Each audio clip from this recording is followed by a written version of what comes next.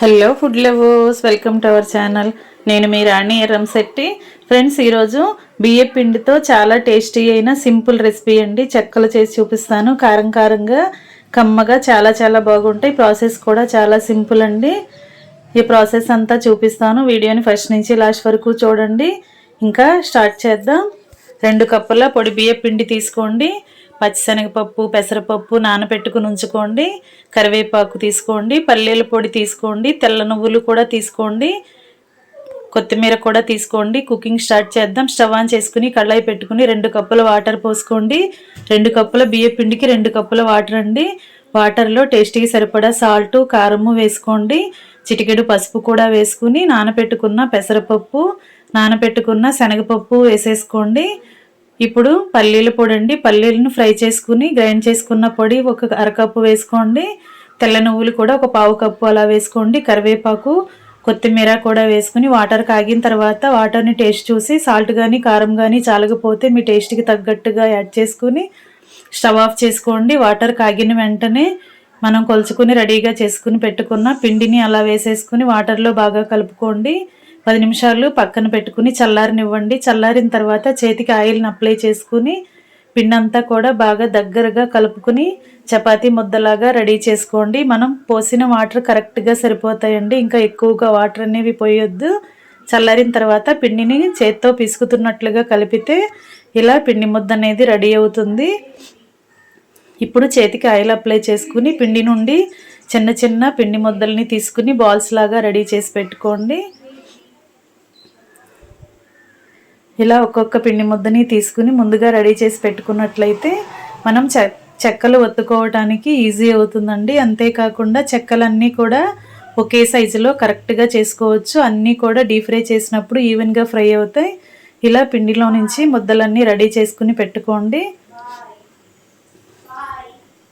ఇలా అన్నీ కూడా రెడీ అయ్యాయి కదా. ఇప్పుడు ప్యాకింగ్ కవర్ కానీ ఆయిల్ ప్యాకెట్స్ కానీ తీసుకుని దానికి కొంచెం ఆయిల్ అప్లై చేసుకోండి.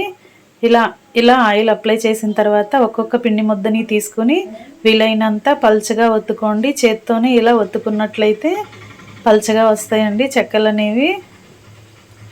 ఇలా రెడీ చేసి ఒక ప్లేట్లో పెట్టుకోండి. అలాగే మనం చేసి పెట్టుకున్న పిండి ముద్దలన్నీ కూడా ఒక్కొక్కటి ఒక్కొక్క చెక్కలాగా చేసుకుని రెడీ చేసి పెట్టుకోండి. చేత్తో మీరు చేసుకోవటం కష్టంగా ఉంది అనిపిస్తే ఫ్లాట్గా ఉన్న బౌల్ ఏదైనా తీసుకోండి. లేదంటే గ్లాసు, లోటా లాంటివి ఏవైనా తీసుకుని దానితో కూడా ఇలా ఒత్తుకోవచ్చండి. ఒకేసారి కరెక్ట్గా వస్తాయి. ఇలా మొత్తం అన్నీ కూడా రెడీ చేసి ఒక ప్లేట్లో సర్ది పెట్టుకోండి. ఇప్పుడు కళాయి తీసుకుని డీప్ ఫ్రైకి సరిపడా ఆయిల్ పోసుకోండి. ఆయిల్ స్టవ్ ఆన్ చేసుకుని కళాయిని స్టవ్ మీద పెట్టుకుని ఆయిల్ కాగించుకోండి. ఆయిల్ మీడియంగా కాగిన తర్వాత చెక్కల్ని ఇలా ఆయిల్కి పట్టినన్ని వేసుకోండి.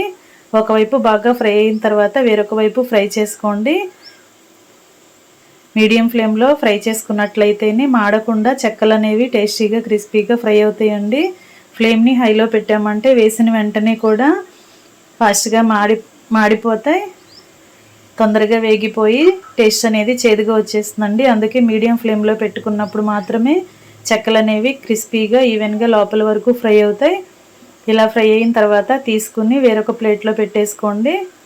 ఇలా ఆయిల్ అంతా కిందకు వచ్చేసే వరకు కళాయిలో పెట్టుకుని తీసి వేరొక ప్లేట్లో పెట్టుకోండి. అదేవిధంగా మనం చేసి పెట్టుకున్న చెక్కలన్నీ కూడా డీప్ ఫ్రై చేసుకుని రెడీ చేసుకోండి. ఇంకా స్టవ్ ఆఫ్ చేసుకుని సర్వింగ్ ప్లేట్లోకి తీసుకోవటమే ఎంతో టేస్టీగా ఉండే కమ్మని కారం చెక్కలండి. శనగపప్పు కారం చెక్కలు చాలా చాలా టేస్టీగా ఉంటాయి. వీడియో నచ్చినట్లయితే లైక్ చేయండి. మీరు కూడా కుక్ చేసి ఫ్యామిలీకి సర్వ్ చేయండి. కుకింగ్ ప్రాసెస్ కానీ రెసిపీస్ కానీ నచ్చినట్లయితే మీరు కూడా కుక్ చేసి ఫ్యామిలీకి సర్వ్ చేయండి. ఛానల్ని సబ్స్క్రైబ్ చేసుకుని పక్కనే ఉన్న బెల్ బటన్ని క్లిక్ చేయండి. మరొక రెసిపీతో మళ్ళీ కలుద్దాం. Thanks for watching. నేను మీ రాణి ఎర్రంశెట్టి.